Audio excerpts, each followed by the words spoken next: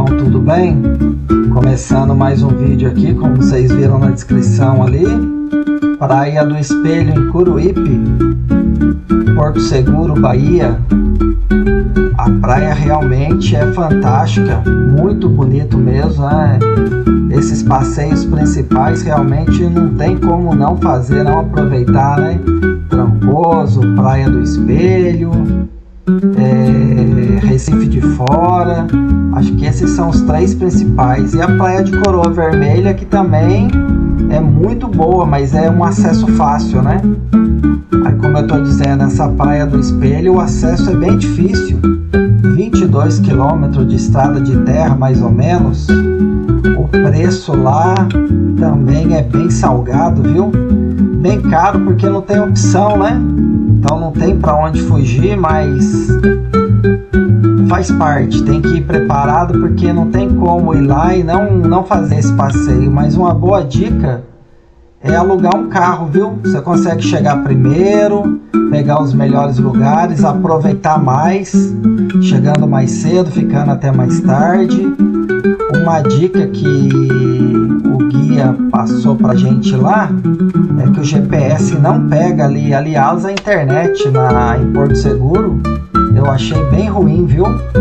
Bem ruim mesmo a internet. Então é bom você baixar o mapa antes para você conseguir fazer o trajeto offline, né? E eles colocam um pouco de medo, dizendo que se o carro quebrar não tem recurso, não tem como pedir ajuda, não tem internet, não pega celular. Realmente isso é verdade, não pega, mas o carro quebrar é uma possibilidade um pouco pequena, né? Você aluga um carro novo ali, combina com alguém, se até tal hora você não chegar, acionar um resgate.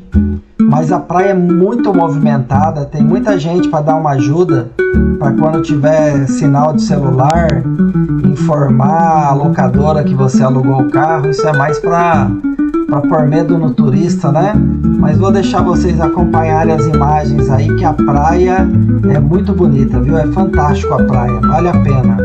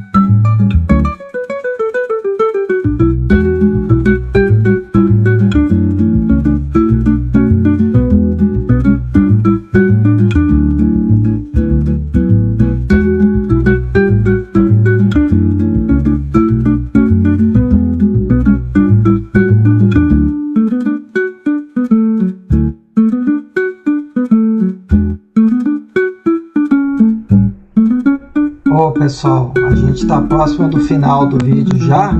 Queria pedir para você que chegou até aqui, curte o vídeo aí, ajuda o canal, compartilha, comenta para ajudar a gente, tá joia? Obrigado, viu? Vamos continuar com as imagens aí.